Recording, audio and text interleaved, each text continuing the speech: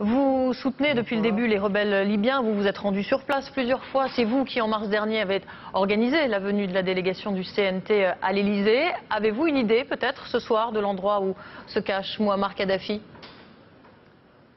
Écoutez, non, vraiment ce serait de la pure spéculation.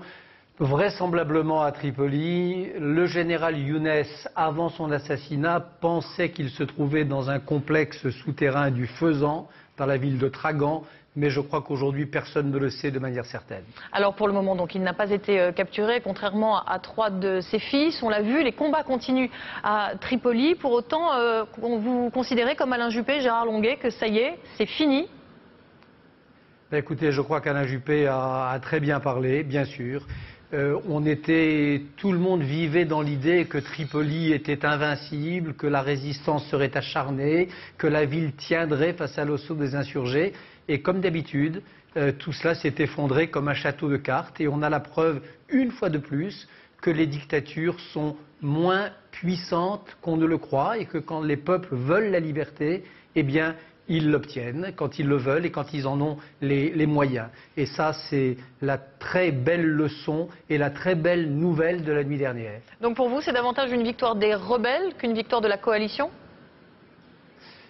Écoutez, c'est bien sûr une victoire de rebelles, de ces rebelles dont on s'est tellement moqué, dont on a osé dire qu'ils étaient comme des lapins détalant dans le désert quand les colonnes infernales de Kadhafi les poursuivaient, et qui se sont révélés des bons combattants, valeureux, alors qu'ils n'avaient jamais touché une arme de leur vie, alors qu'ils n'avaient jamais connu l'expérience de la guerre. Donc c'est leur victoire.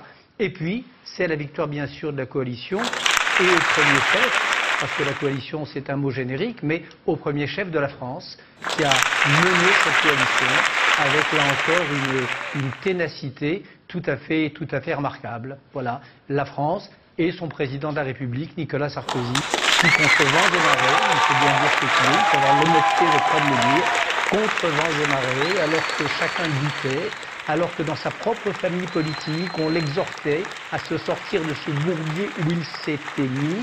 Président de la République qui a tenu bon, qui n'a pas démordu de sa ligne. Donc voilà, c'est une victoire de la ténacité et c'est une victoire de l'esprit de liberté. Merci beaucoup, merci et je Bernard. Crois qu'il y a lieu ce soir, on peut être heureux d'être français. Voilà, je vous le dis très simplement.